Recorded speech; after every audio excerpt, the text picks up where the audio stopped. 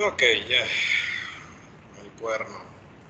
Esta sala no me quiere, la voy a tener que reportar. No se conecta.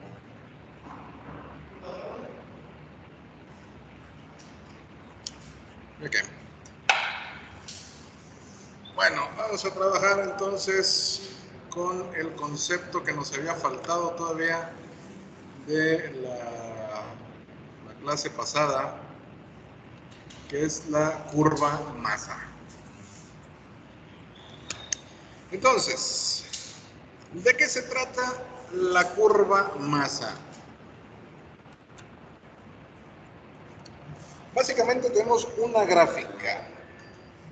Esta gráfica está dibujada en ejes cartesianos y cada uno de estos ejes cartesianos lleva una escala. La escala puede ser diferente entre el eje Y y el eje X. Esto nos permite trabajar con unas propiedades interesantes.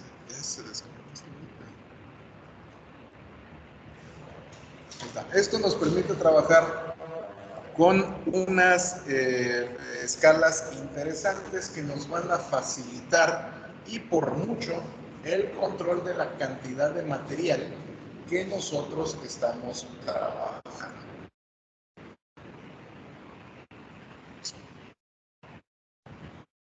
Las ordenadas en este caso van a representar el acumulado, ya sea de corte, ya sea de relleno. Mientras que las abscisas van a representar el cadenamiento en un camino. Por tanto, las abscisas las vamos a presentar generalmente en horizontal, las ordenadas en vertical. Dado que nosotros tenemos una acumulación de todo el volumen disponible, en esencia estamos creando la integral del área bajo la curva de nuestro camino. Y cuando digo área bajo la curva, en realidad no es curva porque no estamos trabajando nada más en área, estamos trabajando en volumen. Estamos haciendo el equivalente de una integral triple, sin necesidad de utilizar nuestra integral triple. Y esta pequeña maravilla es la que nos va a auxiliar a nosotros para revisar si tenemos o no tenemos material suficiente en nuestro camino para terminar nuestros niveles de manera adecuada. Por cierto, esta se supone que también tiene que estar allá arriba en el Teams. Esto está en el Teams.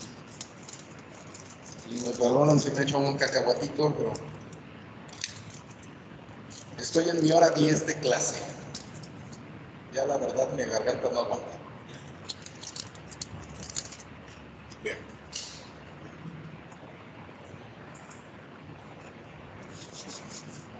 Entonces, nosotros estamos trabajando con la acumulación de todos los volúmenes disponibles. Y podemos disponer de estos volúmenes hacia adelante o hacia atrás. Cuando trabajamos en carreteras, es muy común que nosotros tengamos que revisar de un vistazo en campo cuánto material hay disponible para saber si nos alcanza. Spoiler, generalmente sí nos alcanza. Son raros los casos en los que tienes tan poco material que necesitas conseguir préstamo.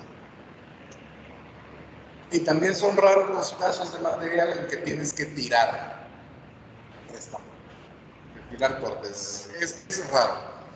Lo encuentras sobre todo al principio del camino, no tienes material para disponer porque no has contado nada.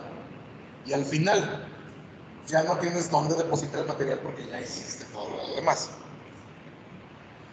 Pero salvo esas pequeñas excepciones que en realidad son de esperarse, el resto del tiempo puedes llevar un control adecuado de cuánto material hay, cuánto material te falta y llevar también tu control de costos.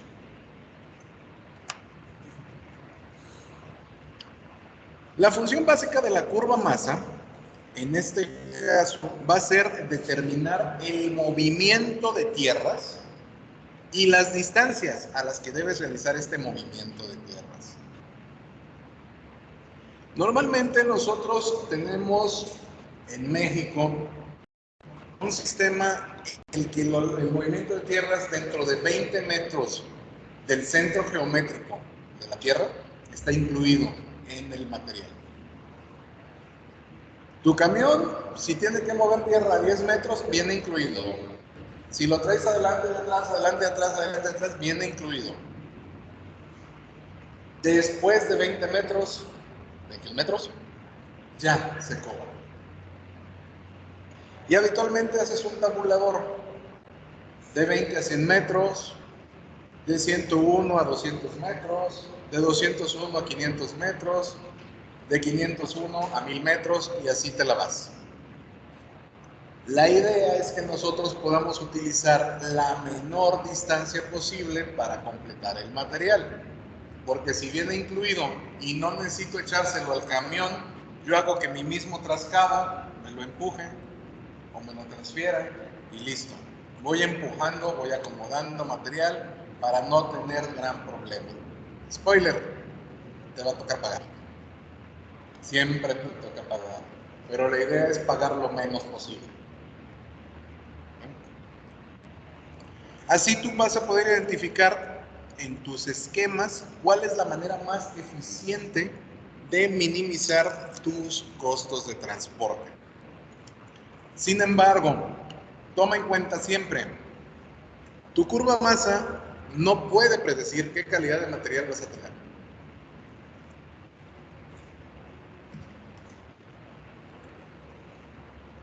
Si tú estás sacando arcillas y necesitas arenas, vas a desperdiciar ese material. La idea es tratar de minimizar en la medida de lo posible la cantidad de material que necesitas traer de otros lados también. Si tienes un terreno muy arcilloso y le puedes agregar un poquito de cal para mejorarlo, sale más barato traer cal que traer todo el volumen de arena para reemplazar toda la arcilla. Hay que tener cuidado con eso también. Cuando ya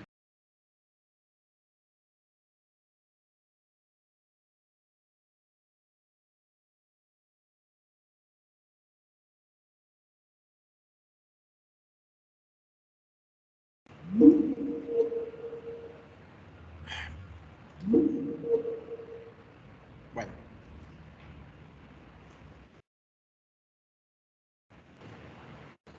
se supone que a ti, después de haberte dado una sección de proyecto, lo más habitual es que te digan qué tipo de material te vas a encontrar. Tú ya vas preparado, pero no puedes confiar en que te hayan dado hasta el último centímetro de material. Es imposible. Confías, pero te preparas para otras cosas. Entre estas preparaciones te vas a encontrar, sobre todo, el tipo de terreno que vas a poder encontrarte y, en su caso, mejorar. Métodos de mejora de terreno: cal es el más habitual porque es el más barato y a veces solo basta una pequeña cantidad de cal para mejorar un buen terreno, un terreno arcilloso, y convertirlo pues en un buen terreno. A veces te basta una mezcla del 2% de cal. A veces necesitas 8% de cal. Pero es mejor agregar 8% de cal, agregar 100% de arena y grava.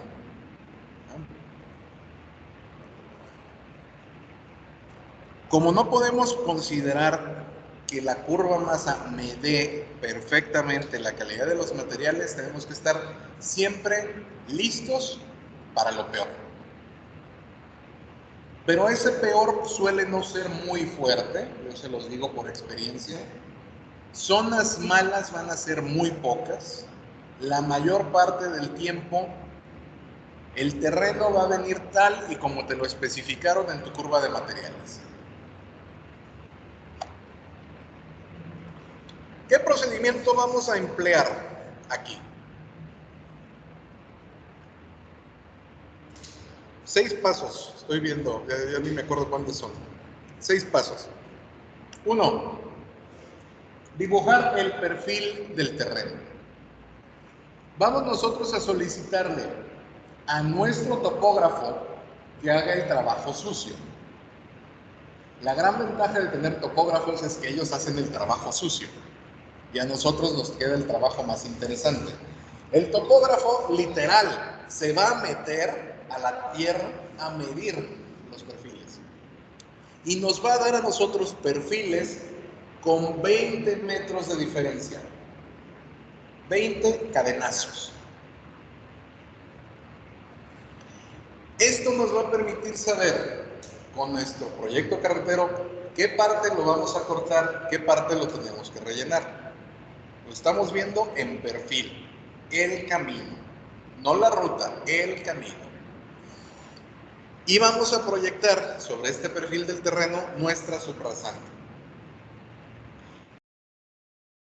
Entonces sí, vamos a tener una sección que puede necesitar mucho corte y vamos a poder calcular el área que vamos a cortar. Porque ahora estamos trabajando con dos dimensiones, largo y alto. Todavía no conocemos lo profundo, pero lo vamos a poder calcular. Tampoco vamos a hacer que nuestro topógrafo haga milagros y nos dé el perfil desplantado cada centímetro. También tenemos que poner nosotros de nuestra parte. Pero el topógrafo nos puede hacer todo un trabajo mucho más fácil y con mayor precisión que queríamos nosotros. Entonces, el topógrafo es el patito feo de las ingenierías, pero hace un buen trabajo. Denle una chela a su topógrafo los fines de semana y lo van a mantener contento. Denles 2 y les va a facilitar todavía más el trabajo. Con 4, el topógrafo se mete a recoger la herramienta que se le quedó a los demás. No sé. No, hombre, con 6 te hacen 6, pues digo, ya. Bueno. Siguiente paso, determinar en cada cadenamiento qué espesores van a ser de corte o terraplén. El topógrafo puede hacerlo y muchas veces el topógrafo lo hace. Nosotros vamos a llevar el volumen de cada parte que nos ha dado el topógrafo a la práctica. Puede ser que haya ciertos problemas al momento de trabajar que el topógrafo no haya considerado porque su labor no es revisar el suelo. Su labor es revisar el perfil. Si de pronto te dice, oye, Inge, allá adelante el suelo se ondea más de lo planeado, ay, güey, significa que ahí tenemos o un suelo que está muy suelto o un suelo arcilloso. Y en una de esas también te dice, oye, acabamos de hacer la medición de la curva que nos planteaste, ajá, y tienes la mitad de la curva sobre un desfiladero. ¡A la madre! A revisar otra vez. Yo recuerdo una vez estar haciendo una curva y no teníamos al topógrafo a la mano porque se había enfermado. Y en vez de utilizar el método de curvas separadas para hacer una curva compuesta, se nos ocurrió, agarra unas varillas, estíralas hasta allá. ¿Por qué? Pues porque sí. Y avienta ahí la piedra. Donde caiga la piedra, ahí marcamos donde está el centro de la curva. Oye, pero quedó como a 50 metros. Ni modo. Ya luego llegó el topógrafo en la siguiente semana y me dijo, ¿qué hicieron aquí? Es un desmadre. No, si eso ya lo sé, pero o sea, ¿qué hicieron para tratar de ver si lo hicieron bien, si corrijo o algo? No, pero hasta eso quedamos bien, quedamos como a 15 centímetros de donde debería estar. Entonces, para haberlo hecho de manera remota, sí nos quedó razonable. Bueno, una vez determinados los cadenamientos, los espesores, vamos a calcular la transversal. Y aquí sí vamos a poder calcular cuánto material vamos a tener delante y detrás del cadenazo. No vamos a calcular de un cadenamiento al siguiente, porque el perfil varía. Lo que vamos a hacer es una técnica de interpolación en la que suponemos que la parte de adelante y la parte de atrás de un camino se parecen. Y sí, se parecen. No son iguales, pero se parecen. Y vamos a utilizar los acercamientos sucesivos para predecir la cantidad de material que tenemos. Por tanto, no necesitan ustedes preocuparse por la exactitud, porque no vamos a poder calcular con exactitud la cantidad de material, porque estamos haciendo una sobresimplificación. ¿Por qué? Pues es que no vamos a poder medir con exactitud en la cantidad de material que haya 10 metros de encadenamiento, porque la siguiente medición, ¿a cuánta distancia la hicimos? A 20. Ni modo, lo que hay en medio puede ser más, puede ser menos.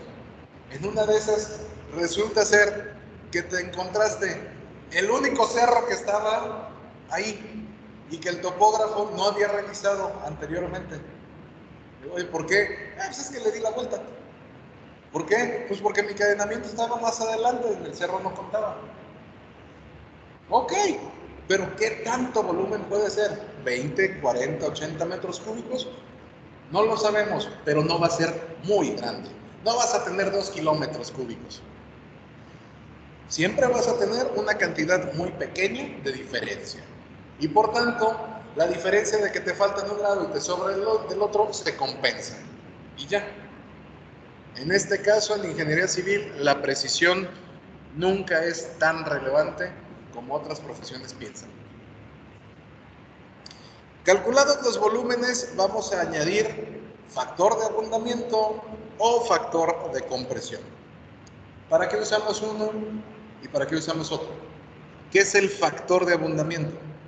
Es cuando pues, cargas tierra y esa tierra está comprimida por su mismo peso. Ajá. A la hora de retirarla, pues esa tierra, a la hora de estar comprimida, pues empieza se esponja. Básicamente, crece otra vez la cantidad de material. Entonces estamos calculando el mismo peso, pero en un volumen diferente. Eso lo acabamos de ver ahorita en edificación de instalaciones, el abundamiento del cemento, de la grava, de la arena. Abundan, crecen. ¿Y qué es el factor de compresión? El procedimiento opuesto. Así como la suma tiene la resta, la multiplicación tiene la división, el exponente a la raíz cuadrada y la integral a la derivada, el abundamiento es el negativo de la compresión. O al revés, la compresión es el negativo del abundamiento. Entonces, si nosotros tenemos un material suelto y lo vamos a compactar, tenemos que saber cuánto lo voy a poder compactar. Y si yo voy a cortar un material y lo voy a poner en un camión, tengo que saber cuánto va a salir en el camión. Y eso es porque habitualmente vamos a estar trabajando no con pesos, sino con metros cúbicos. Porque mis camiones, mis maquinarias están calculadas para metros cúbicos, no para toneladas. Un camión de alto rodado ya no lo pedimos para 8 toneladas, lo pedimos para 8 metros cúbicos. ¿Cuánto va a ser? Pues a lo mejor van a ser 16 toneladas, a lo mejor van a ser 20 toneladas, a lo mejor van a ser 10 toneladas, pero los 8 metros cúbicos van a seguir siendo 8 metros cúbicos. Y aquí se puede apreciar lo que va a pasar cuando nosotros nos llevemos material de un lado. Si yo tengo un banco de material y pido 8 metros cúbicos, a mí me van a dar 8 metros cúbicos en mi góndola. ¿Cómo van a servirme esos 8 metros cúbicos? ¿Al ras? ¿Por qué copeteado? No, porque cuando muevas la góndola se va a sentar el material. El transporte es una compactación mecánica, no tan fuerte como la que va a ser una planadora o la que va a ser una bailarina o va a ser un simple pisón, pero hace una compactación. Entonces, al principio, tu camión va a venir completamente copeteado y le van a poner la lona y tú vas a decir, ahí están 8,5 metros cúbicos, 9 metros cúbicos. Y cuando llegue obra, va a llegar planito. ¿Qué vas a pensar? Se le tiró la arena a este atarantado del camionero. No, en realidad se asentó y siguen quedándote 8 metros cúbicos. Si a ti te hubieran dado los 8 metros cúbicos enrasados, cuando te llegue el camión después de la compactación mecánica, te van a llegar, no sé, 7. Y entonces sí vas a tener la oportunidad de quejarte. Te pedí 8, me llegaron 7. Mándame el metro extra. Y como es tu culpa, lo pagas tú.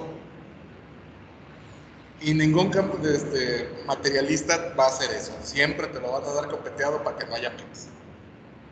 razón por la cual no nos importa tanto la precisión. No tenemos precisión desde el principio.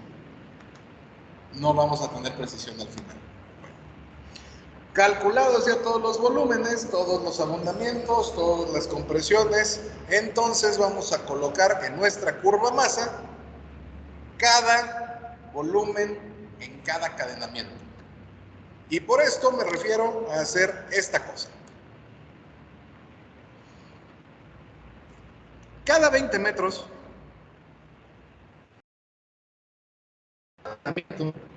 voy a estar cortando yo un pedacito de material de manera longitudinal, como si fuera un pedacito de rebanada de pastel. Y estoy haciendo mi diferencial de tierras. Aquí en este ejemplo tenemos tres cortes. Porque tenemos uno que es puro relleno, tengo uno que es puro corte y tengo uno que es corte y terraplén. Y en un cadenamiento se dio la casualidad, en el primero, que tengo mucha tierra para cortar. Saco yo el perfil del terreno, sé dónde tiene que ir mi subrasante, que es mi línea roja. La subrasante siempre es la base de todo nuestro proyecto. A partir de la subrasante construimos todo lo demás. Y veo, tengo que hacer un gran corte, es como un colmillito de Batman, pero al revés. Muy bien. Tengo que extraer todo ese área de corte y voy a extraer ese material 10 metros antes, 10 metros después y voy a sacar mi promedio. Ok. Y luego me paso al siguiente cadenamiento, que sé que va a ser diferente. En el perfil del terreno yo no puedo ver si voy a tener todo corte o todo terraplén. Sé que voy a tener una parte de corte y otra de terraplén en algunos lados, pero no es sino hasta que mi topógrafo me da los datos que yo sé qué tengo que hacer. Y en el segundo cadenamiento, el terreno natural está en una parte en cero.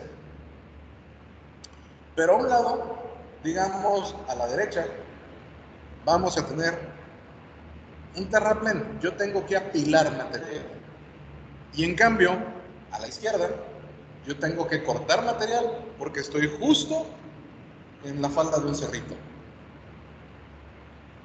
Bueno, yo ahí ya sé que fácilmente el material que tengo para corte lo puedo utilizar para terraplén. ¿Se compensa? ¿Quién sabe?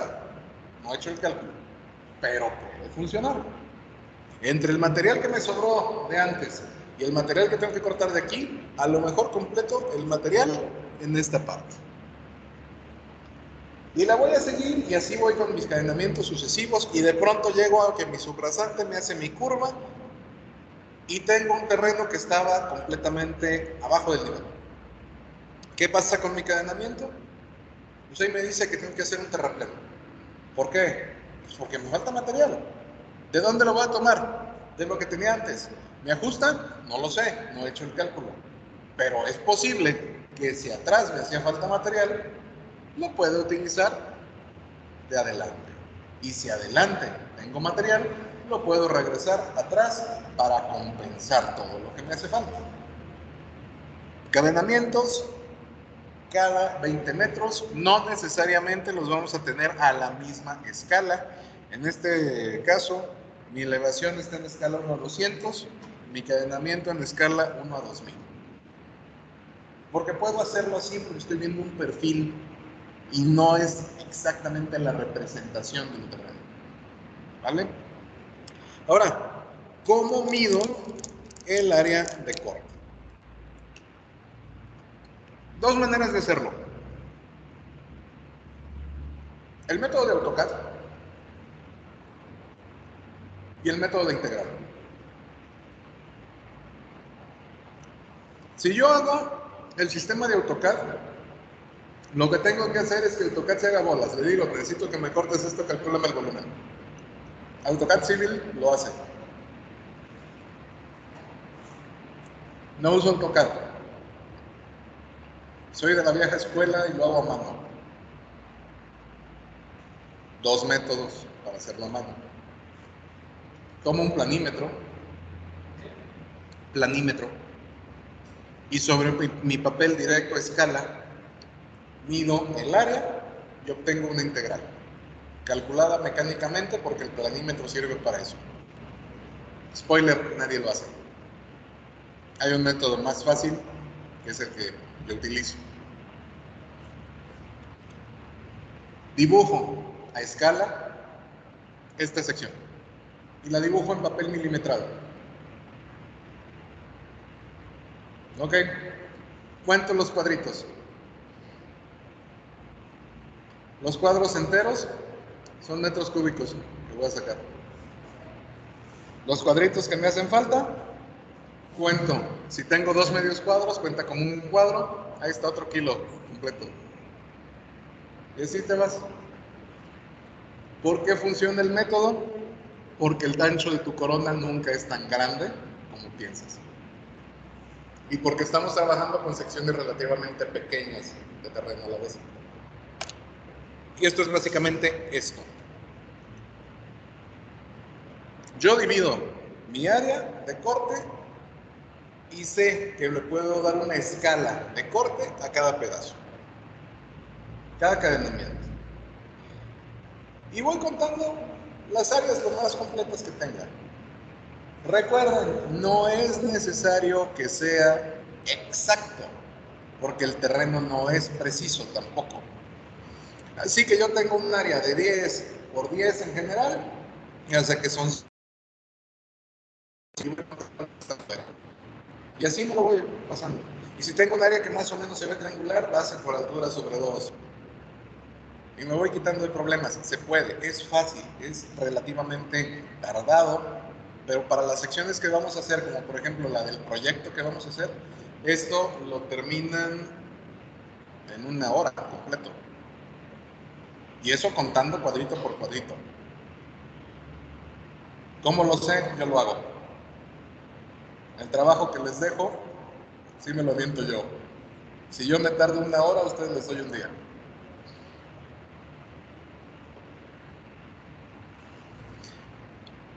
Checo el área de corte en cada cadenamiento y la idea básica es saber qué volumen de material voy a tener. Cuento mis metros cuadrados de material y los voy a multiplicar por el cadenamiento para obtener metros cúbicos. Y básicamente me la voy llevando así, con estas cosas. Tengo un perfil, cuento el área, tengo otro perfil, cuento el área, tengo otro perfil, tengo el área, tengo otro perfil, cuento el área. Tengo algunas áreas que van a ser solo de corte, tengo algunas áreas que van a ser solo de terraplén, tengo algunas que van a ser mixtas. Y ya. Y yo dejo que AutoCAD se haga bolas. O lo hago a mano. Según la escala que yo elija.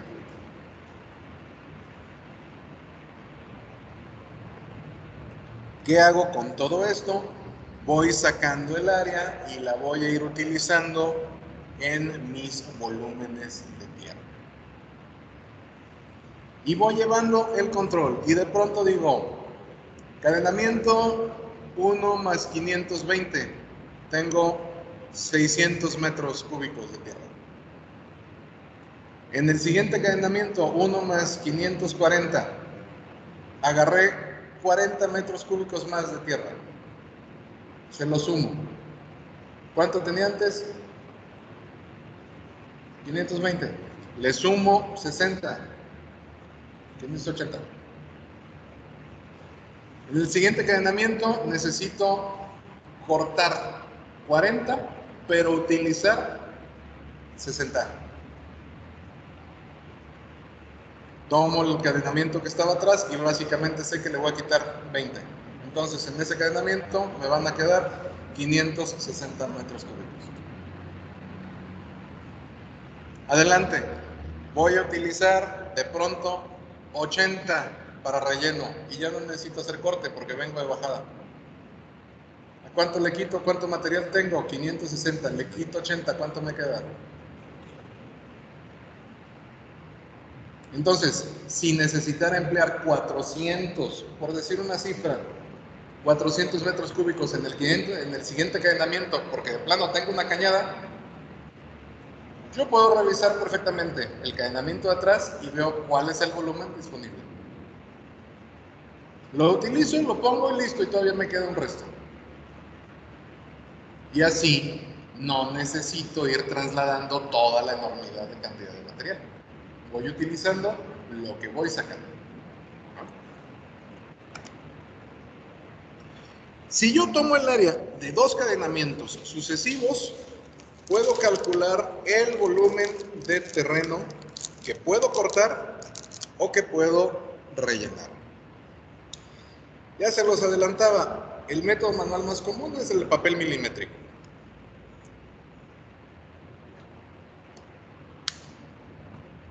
No sé cómo le voy a hacer para hablar mañana.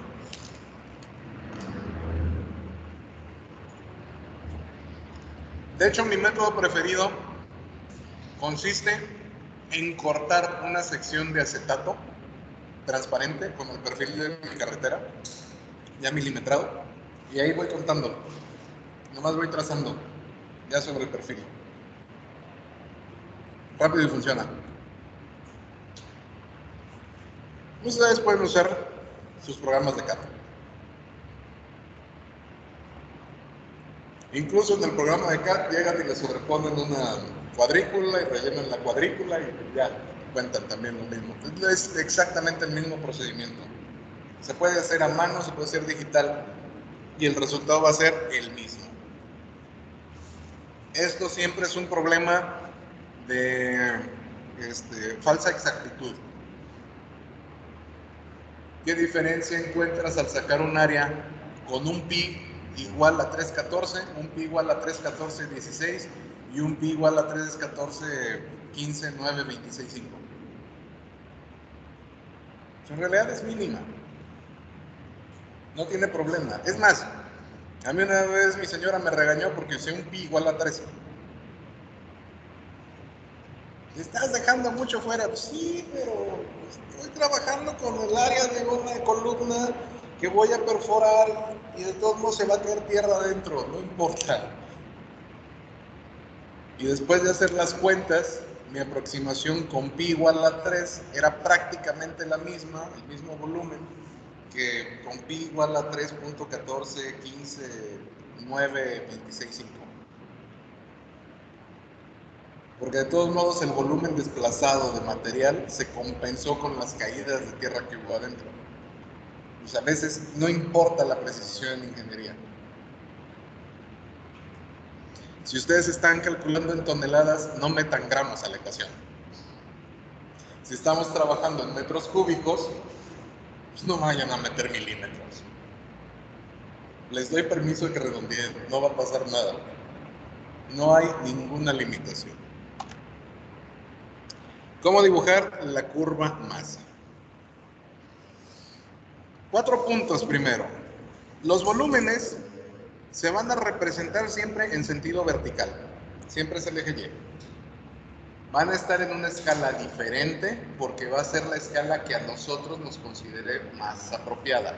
Porque vamos a medir estos volúmenes en campo con regla.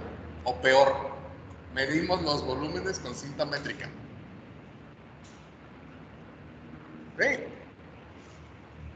¿Ustedes no traen su cinta métrica?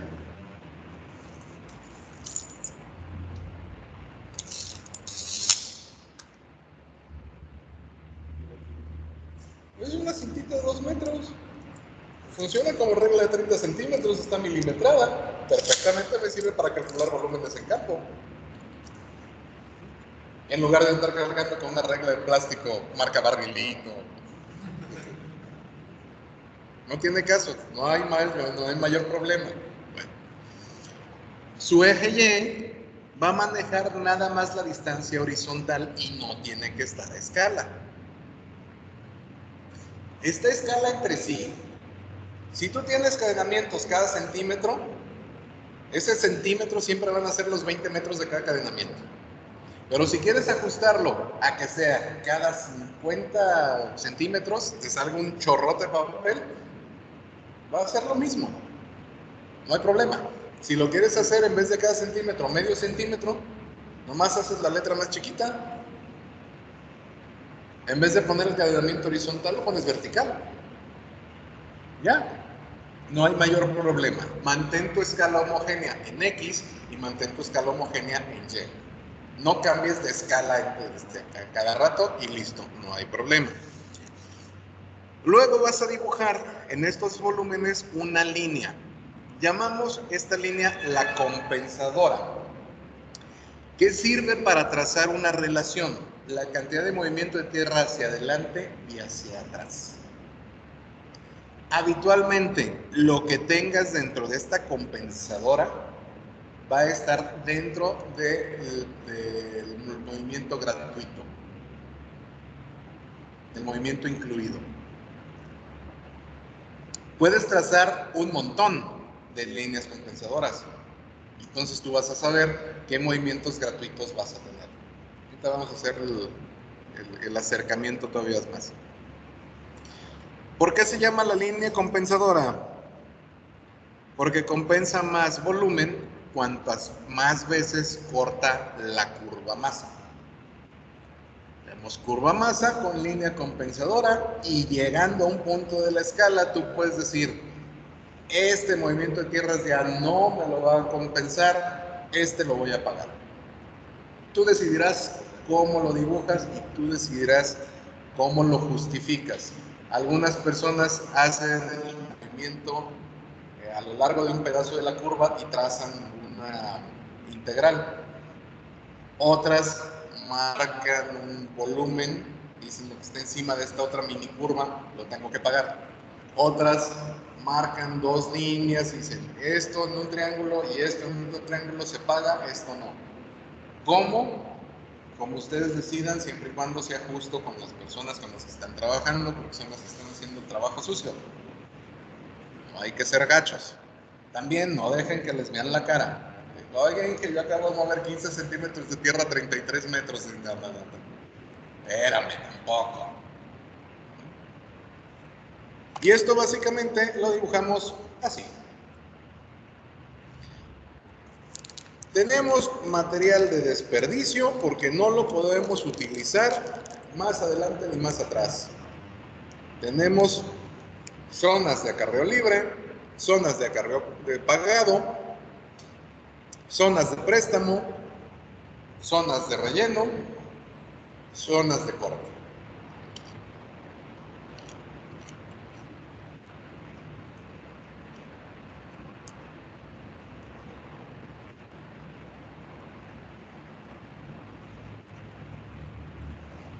Vean el perfil de la subrasante, la línea roja.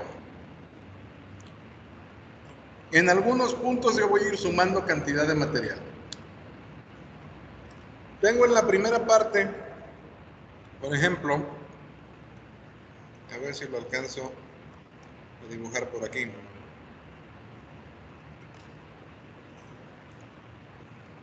Una pequeña sección de terreno que voy a marcar aquí. Y luego añado un poquito más de terreno aquí y se lo voy agregando aquí. Tengo más terreno aquí y estoy sumando las cantidades de material que tengo en estos lados. Llega un punto en el que yo ya no tengo material para compensar. Ya llené todo esto. Todo esto ya lo llené, es básicamente todo esto. Y llega el momento, en este punto, ojalá que le pueda cambiar el color. En este punto, yo ya empiezo a usar material del que estaba acá atrás, de todo el material, y lo empiezo a poner acá adelante. Tengo que rellenar todo este espacio.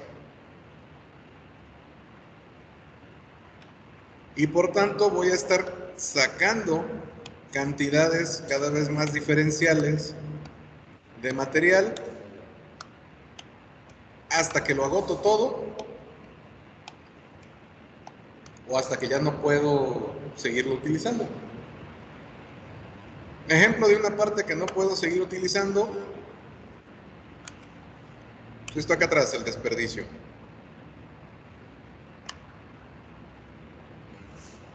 Pero toda esta parte que estaba en rojo, sí me la puedo llevar acá adelante.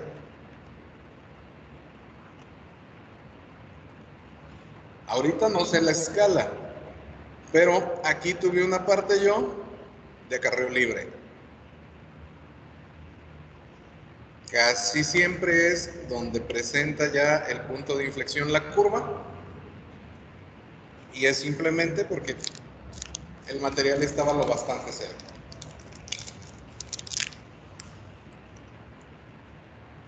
Luego voy a necesitar completar algunas partes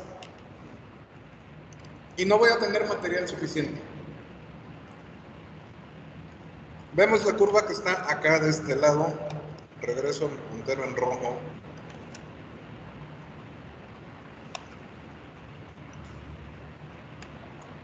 Tengo aquí material que me sobra. Y ese material es este que tengo aquí abajo, en la línea compensadora. Este material lo puedo acarrear hacia atrás para compensar el material que me hace falta. Si lo pongo en otro color para que se note, voy a hacer este pedazo de material que lo compenso con este pedazo de material que yo tenía acá adelante de corte. Pero yo necesito rellenar todavía un pedazo. Este pedazo va a ser mi material de préstamo y no está ni en la primera línea compensadora ni en la segunda línea compensadora.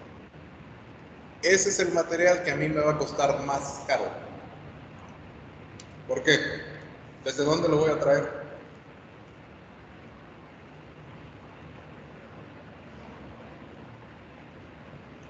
¿Quién sabe dónde está el banco de material? Capaz que está a 3 kilómetros. Capaz que está a 20 kilómetros. Capaz que está a 50 kilómetros. Yo tengo que trabajar con mis compensadoras para reducir el material de préstamo.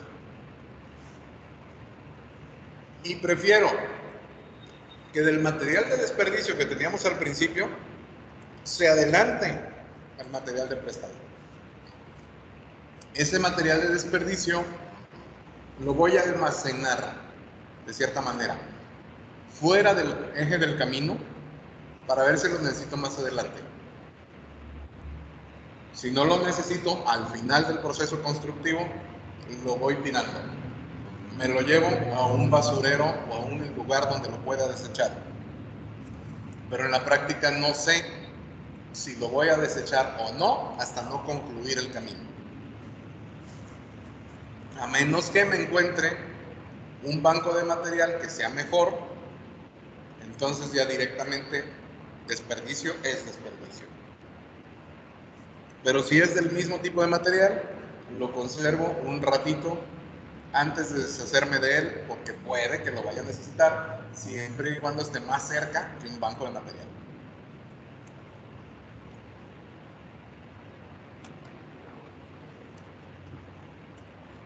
Vamos a crear entonces, en paralelo con este dibujo, una tabla o una hoja de cálculo, o incluso el AutoCAD lo puede generar, con todos los volúmenes desplazados. A mí me gusta hacerlo en Excel, pero a mí ya me rebasó cierta parte de la tecnología. ¿Qué se le va a hacer?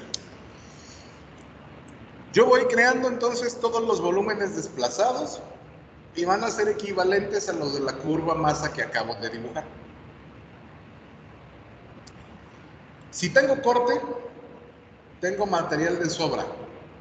El volumen es positivo. ¿Pero estoy cortando material? Sí, pero es material que voy a poner. Lo tengo disponible, es positivo. Si tengo relleno, voy a contar el volumen en negativo. Porque de todo el material que yo ya tenía, estoy quitando, estoy depositando, es una resta de material. Y la resta es negativa. Los volúmenes los vamos a ir sumando y vamos a obtener ahí las ordenadas de la curva masa, las que podemos dibujar. Es una suma directa, una suma aritmética, ni siquiera una suma algebraica. Pero es el equivalente de calcular el área bajo la curva con integrales. Es mucho más fácil decir, en el cadenamiento 25 tengo 22 milímetros, perfecto, tengo 22 metros cúbicos. En el cadenamiento 26 tengo 23 metros cúbicos porque había sumado 1. En el cadenamiento 27 quité 4 metros cúbicos, entonces ya nada más tengo 22. Y en cualquier caso, pues de pronto voy retirando, oye, ¿cuánto material se supone que teníamos en el cadenamiento 23? Ah, se supone que teníamos 19. Ah, ok. ¿Me los puedes prestar? ¿Por qué? Porque los necesito en el cadenamiento 40. Ah, sí, arráncale. No, ya los ocupé en otro cadenamiento. Vamos a utilizar siempre el cadenamiento más cercano para calcular los volúmenes que tenemos. Y tenemos una serie de datos que podemos poner en una hoja de cálculo. Administramos básicamente nuestro material. ¿Qué tipo de material tenemos? Terreno suelto. Si es terreno suelto, significa que va a abundar. ¿En qué abscisa? ¿En qué cadenamiento? 0 más 0,0, 0 más 0,20, 0 más 0,40, etcétera, etcétera, etcétera y demás. Y luego, porque pues, uno es friki, ¿qué sigue? Pues ¿qué distancia hay entre un punto y otro? Salvo el primer punto, porque 0 no tiene distancia contra sí mismo, 0 a 0 son 0. Casi todos van a ser de 20 metros. Algunos cadenamientos los van a hacer ustedes de 30, algunos los van a hacer de 10, dependiendo de qué tan complicada vaya a ser la curva que están trazando. Y eventualmente, 20 metros. Al topógrafo le gusta manejar 20 metros, déjenlo que maneje 20 metros. Y luego vamos a revisar qué área en metros cuadrados le vamos a hacer a cada cadenamiento en corte.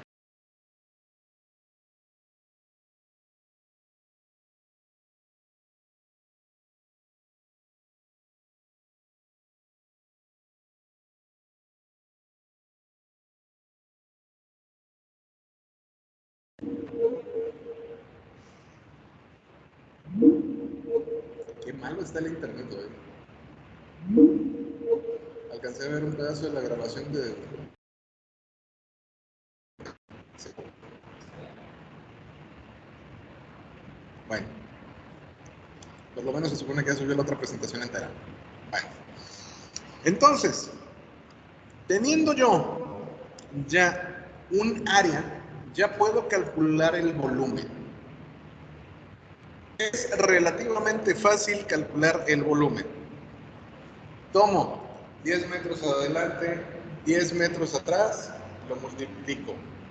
Esa área de corte por 20, esa área de terraplén por 20. Y saco los volúmenes, ahí los voy sacando.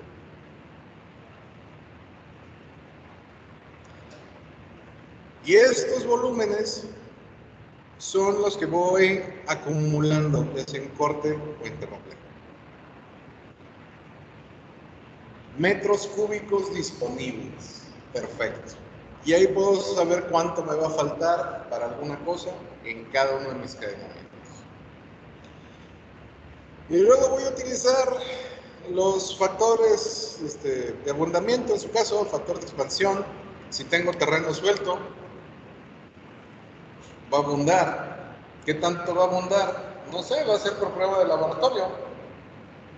Generalmente la arena abunda menos que la grava y la grava abunda menos que la piedra. Generalmente. No siempre. Pero habitualmente sí. Y podemos darle directo un factor de expansión y ya me voy quitando de problemas. Oye, ¿qué pruebas hubo aquí? Ah, no vino el maestro que se encarga de hacer las pruebas. Ah, tú ponle que 1.1. ¿Por qué? Es que todo siempre nos ha salido de 1.1. Ya. Si resulta que tu factor de expansión es de 1.25, le pones 1.25. Si es que es de 1.1, le pones 1.1. Si es 1.01, le pones 1.01. Y corriges el volumen expandido. Sé que corté, no sé, 29.6 y voy a expandir a 32.56. Y el relleno, pues no lo voy a expandir. Lo tuve que comprimir, de hecho. Pero ahorita en este caso no le puse la compresión porque vamos a suponer que el factor va a ser 1. Ya tengo el factor de expansión, lo comprimo y lo voy a comprimir como si fuera de 1 a 1. No pasa nada. Y lo mismo puedo hacer después con los volúmenes de corte y voy acumulando todo el material que necesito. En un momento dado, yo puedo tener esa curva y la puedo graficar para verlo de manera gráfica. Porque a veces es más fácil decir, oye, necesito ver algo. ¿Dónde? Aquí, y lo señalas. En lugar de ponerte a buscar dónde está el cadenamiento. Oye, ¿cuántos cadenamientos tenemos? ¿Cuántos cadenamientos hay por kilómetro si tenemos que sacar cada 20 metros? Y en cambio, en una gráfica, lo sacamos rápido. Y se puede ver lo que es más importante. Si sube y si baja la cantidad de material. ¿En qué momento disponemos de más material? Vamos a suponer igual que cada uno de estos cuadritos son un cadenamiento, 20 metros. Empezamos desde 0 y luego vamos bajando y tenemos 10,000 metros cúbicos. De aquí, pues sí, me excedí, pero pues, bajamos 100 metros cúbicos de un guamazo. Y en el siguiente cadenamiento, pues bajamos 200 metros cúbicos. Y en el siguiente cadenamiento ya subimos y ya tenemos 9,750. Y así nos vamos yendo. Y de una manera rápida podemos observar qué cantidad de material está disponible.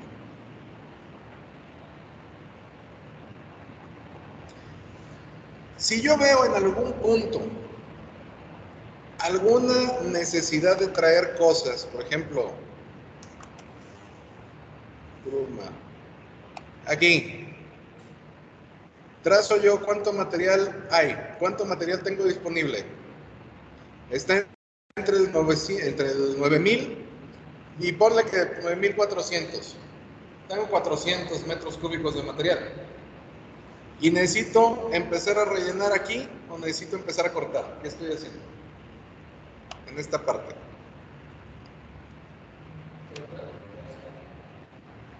Ahí estoy cortando. Entonces voy acumulando material. Yo después de cortar 1, 2, 3, 4, 5, de 100 metros. Ya pasé de 9,400 a 9,800, 9,900 metros cúbicos. Ok, dispongo entonces de 1 kilómetro para gastarme todo ese material. ¿Cómo sé que necesito gastarme ese material? Porque eventualmente vamos a tomar acá adelante y empezamos a bajar en este pedazo.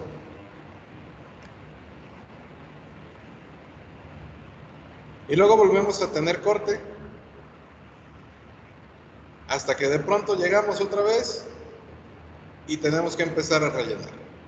Entonces, es una manera rápida de ver qué tanto material vamos a disponer. Aquí en este punto donde tendría yo un cadenamiento relativamente gratuito, un movimiento de tierras relativamente gratuito, puedo trazar rápido una curvita compensadora. Déjenme ponerle un color que se vea. Este amarillo. Yo sé que más o menos aquí está la mitad.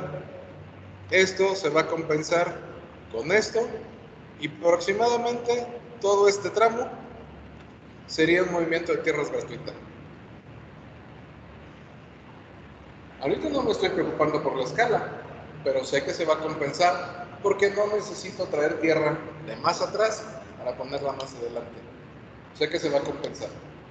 Fácil, ahí está mi compensador. Nos toca ahora trabajar ya con la parte complicada, que son estas distancias de acarreo. Tenemos una normativa sobre las distancias de acarreo.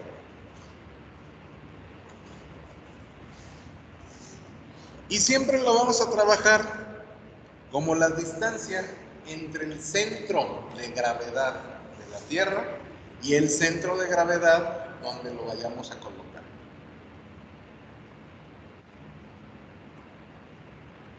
Por eso habitualmente el acarreo libre es muy poquito. Básicamente se debería tomar tierra de aquí y ponerla en el salón de al lado. Es muy poco. Y muchos de los acarreos se pagan. Pero lo vamos a hacer con un tabulador. Acarreo libre, integrado, muy poquito, no pasa nada.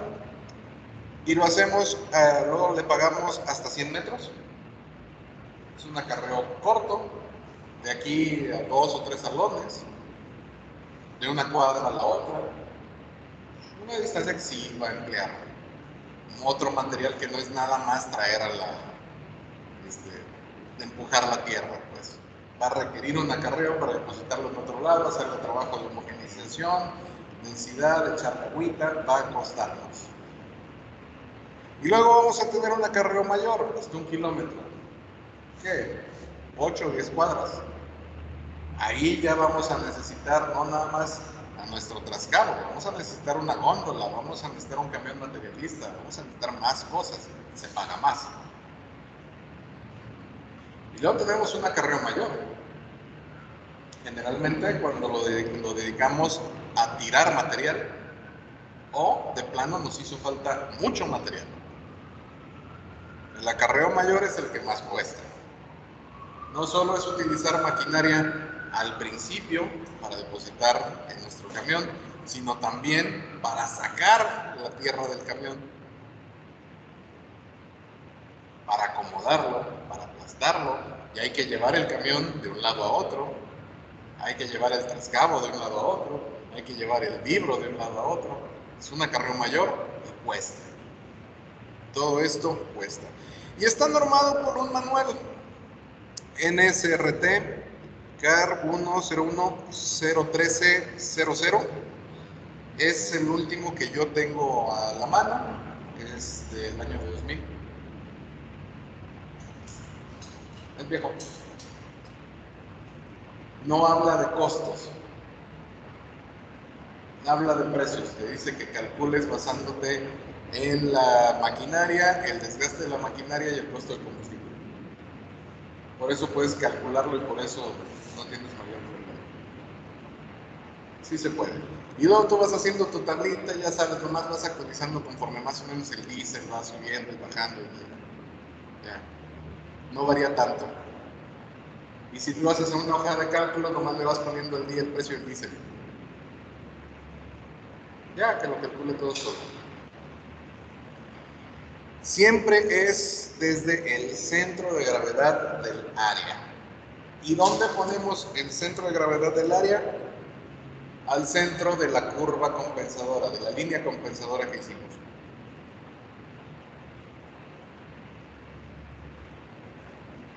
Por eso nos conviene hacer unas curvas compensadoras que sean razonables. Vamos a hacer, es preferible pagar una curvita de 100 metros a tener que dividir todo en curvitas de 20 para no pagar nada. Te vas a complicar. Pero tampoco vas a hacer una curva compensadora de 5 kilómetros. En especial si el trabajo que te toca desempeñar es un terreno de 2 kilómetros. Tu compensadora tiene que llevar la escala correcta, ver el volumen del material que vas a utilizar y ver los acarreos que vas a utilizar. La mayor parte de tus acarreos van a estar entre acarreo libre y 100 metros. Raro, entre comillas, porque sí se da, y mucho. Raro es el acarreo de hasta 1 kilómetro. Pero te tiene que tocar una sección de un terreno que no está nada pareja. Está, no sé, te tocó una bajada, te tocó completamente una subida. Entonces los acarreos van a ser mayores. Pero si tienes un terreno estándar, plano, casi no va a haber acarreos. Si tienes lomerío, pues es muy probable que la misma lomita te vaya cortando y te vaya compensando el material y termines dentro de acarreo libre. Y raro es, ese sí, el acarreo mayor. A veces es tan raro el acarreo mayor que terminas desechando el material y no lo utilizas en kilometraje más adelante, porque allá hay mucho material. Y si son varias constructoras las que estamos trabajando al mismo tiempo en una carretera, somos envidiosos y no le damos nuestro material al de adelante.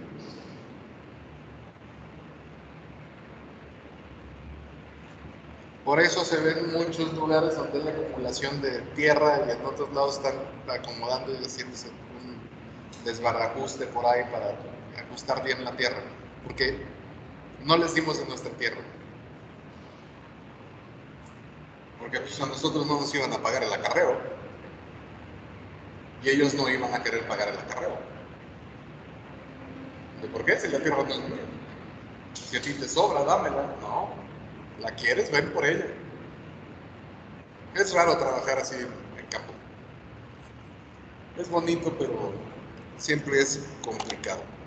Bueno.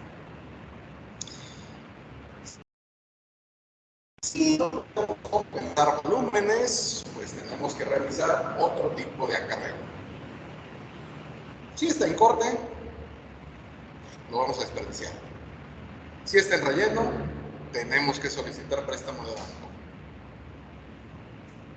Si tenemos desperdicio, hay que tener cuidado con el impacto ambiental que provoca el desecho de nuestro material. Habitualmente lo podemos llevar a un punto donde lo vamos a almacenar o lo podemos disponer de él posteriormente. Pero si no, tenemos que tener cuidado de no interrumpir alguna función del ciclo biológico, del ciclo de las rocas o del ciclo del agua. Si yo estoy cortando terraplén, cortando terraplén, no puedo cortar terraplén. Si estoy cortando cerro y tengo una bajada de, no sé, 150 metros, no voy a desperdiciar la tierra aventándolo a la cañada. ¿Qué puede haber abajo? Puedo bloquear el río. ¿Qué pasa si hay un valle? En una de esas abajo hay un campesino. Sería horrible que de pronto te cayera una piedra encima.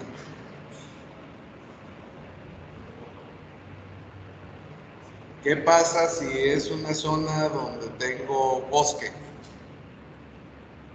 Puedo romper árboles, puedo matar animales, puedo tener especies en peligro de extinción a las que de plano voy a extinguir. Tengo que tener cuidado con mi impacto ambiental.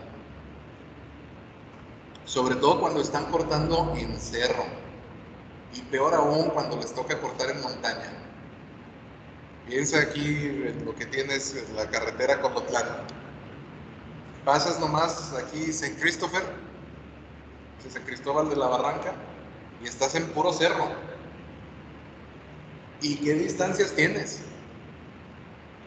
En algunos puntos van a ser 600 metros entre la parte en la que va la carretera para alcanzar el altiplano y la parte de abajo. Si un coche se te despeña, pues a sacarlo con helicóptero. Eso pasó hace relativamente poco. El último caso que recuerdo fue el 2 de enero de 2022. 2 coches chocaron de frente y uno se despeñó. Cayó 450 metros. Tuvieron que ir con el helicóptero de aquí de Guadalajara para ver si podían bajar al rescatista y ver si todavía estaba viva la persona.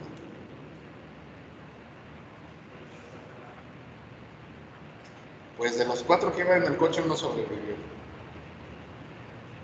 Así que diría que el dinero del helicóptero fue bien gastado. Pero pues se perdieron secciones de barandal, hubo que mandar al SCT rápido a corregirlos, porque es una sección que no tiene barandilla de seguridad, no tiene protección, no tiene cerca, no tiene barrera, es directo para que te caigas. Y hubo más accidentes. Ahí siempre hay accidentes porque es una carreterita de 2 carriles, está de frente, hay muchas curvas y hay locos que no saben tomar la curva.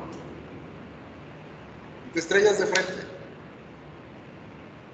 Y en algunos puntos se vuelve tan complicado que tienes que mandar grúas por los 2 extremos, por sentido contrario, para ver si logra sacar cada uno por su lado al coche y que se pueda destrabar la carretera. Hay un tipo especializado en grúas que está de este lado de la barranca y otro que está del otro lado de la barranca por esa misma situación. Pero bueno, entonces, si yo tengo desperdicio, tengo que disponer apropiadamente de él. Si necesito préstamo de materiales, tengo que buscar un punto donde tengo un material que sea lo más cercano posible en calidad y en control de granulometría al material que estoy utilizando. Si me hace falta un poquito de tierra y a un lado tengo un río y yo necesito arenas, en el río muy probablemente no voy a encontrar la arena adecuada. Voy a encontrar más bien limos. Pero si hay un banco de arena, la arena la puedo utilizar. ¿Dónde encuentro un banco de arena en un río? Generalmente donde hay una curva. Un lado va a tener gravas y otro lado va a tener arcillas. Es donde golpea. Puedo revisar qué tipo de material tengo y puedo utilizarlo. Si estoy rellenando con arcillas, puedo utilizar material de préstamo de piedra. Si encuentro una peña, puedo romper un pedazo de la peña y crear un camino de piedra. Va a compensar la expansión de las arcillas. No siempre funciona, tienen que ver su tipo de arcilla, mecánica de suelos, bla, bla, bla, pero puede funcionar el asunto.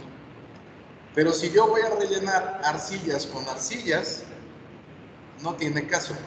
La arcilla es expansiva y voy a crear un lugar en el cual voy a tener una mayor expansión cuando haya agua. Tengo que rellenar con un material que pueda compensar. Si tengo mucha arcilla, compenso con cal, compenso con grava o compenso con cemento. En algunos casos, con asfalto, dependiendo del tipo de material que necesito. Y cuando nosotros tenemos material de préstamo, lo más caro va a ser el acarreo. Porque generalmente tu banco de préstamo no va a estar cerca de. En algunos puntos lo puedes encontrar transversal. A lo mejor una de esas lo alcanzas a agarrar gratuitamente dentro del acarreo libre, siempre y cuando estés dentro del área que te asignaron de tu carretera. Si el banco de material está detrás de una casa, no vas a atravesar la casa. Y si además está en propiedad privada, no puedes extraer material de ahí.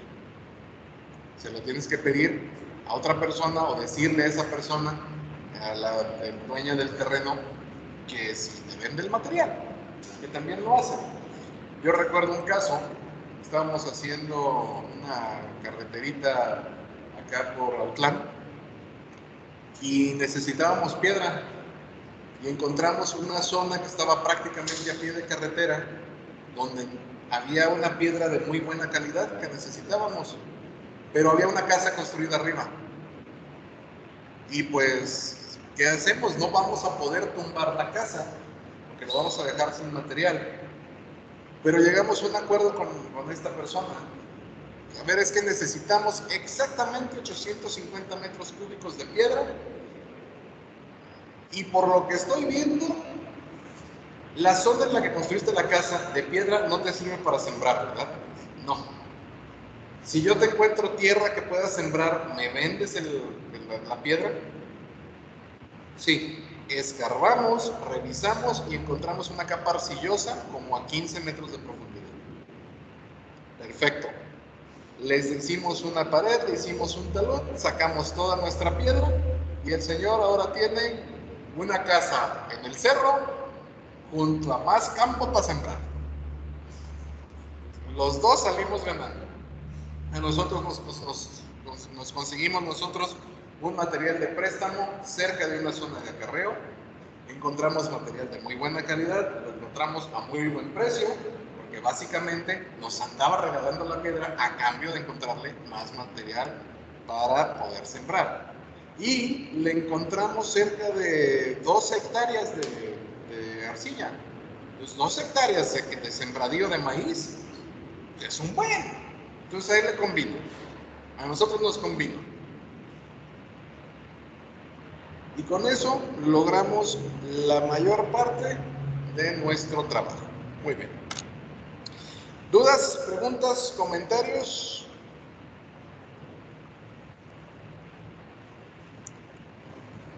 No, profe, todo bien. Un resumencillo por ahí. Lo más importante entonces es... Ay, me pasé, uno. Lo más importante es obtener nuestras áreas de corte. Las áreas de corte que nosotros saquemos las vamos a acumular. Esta acumulación nos va a permitir crear nuestras curvas masa. La curva masa nos sirve para saber qué material vamos a utilizar en qué parte y podemos compensarlo. Podemos empezar a trabajar los costos. Vamos a crear nuestra tabla con todos los números para tenerlo con un mejor control y podemos ver de un solo jalón qué parte vamos a utilizar en qué parte. Y con eso hemos completado aproximadamente la mitad de la parte del proyecto geométrico de carreteras y a partir de la siguiente clase vamos a empezar con el análisis de la geometría de una sección. Vamos a hacer 2 geometrías de ejemplo, uno de una carretera y una de un puerto de montaña, que me hizo falta de las clases pasadas, para que sepan cómo se distribuyen los carriles y cómo tenemos que hacer las curvas trazadoras para nuestros vehículos. Muy bien. Entonces déjenme finalizar la presentación.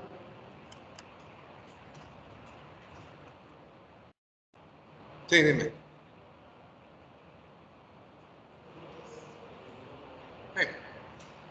Los puros apuntes, básicamente. Entonces, vamos revisando todas estas cosillas. A ver si ya dejé de compartir contenido. Espero que sí.